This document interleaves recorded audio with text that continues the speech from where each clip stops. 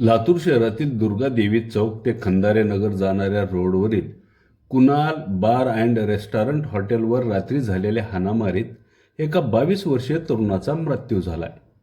त्यावरून विवेकानंद पोलीस ठाण्यात 5 जणांविरुद्ध गुन्हा दाखल करण्यात आला।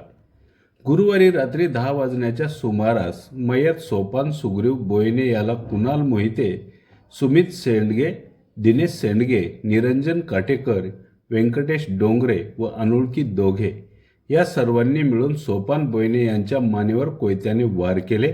त्यानंतर हे सर्वजण एका इर्टिका गाडीत बसून इर्टिका गाडीत सोपान बोयने यांच्या अंगावर घालून त्याला ठार केले, अशी तक्रार इस्माईल बाबा उर्फ जलील शेख यांनी विवेकानंद पोलीस ठाण्यात दिल्यावरून आरोपी कुणाल मोहिते, सुमित सेंडगे, दिनेश सेंडगे, निरंजन काटेकर, व्यंकटेश डोंगरे व इतर अनोळखी दोघे असे एकूण 7 जणांविरुद्ध गैरकायद्याची मंडळी जमवून संगनमत करून हत्या करणे यासह विविध कलमानुसार खुनाचा गुन्हा दाखल करण्यात आलाय।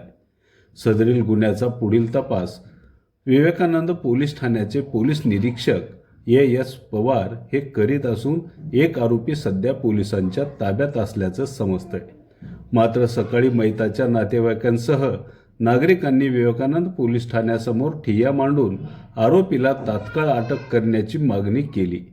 त्यावेळी काही काळ विवेकानंद पोलीस ठाण्यासमोर तणावाचे वातावरण निर्माण झाले होते, परंतु विवेकानंद पोलीस ठाण्याच्या पोलिसांनी वेळीच नातेवाईकांचं समाधान करून जमाव हटवला।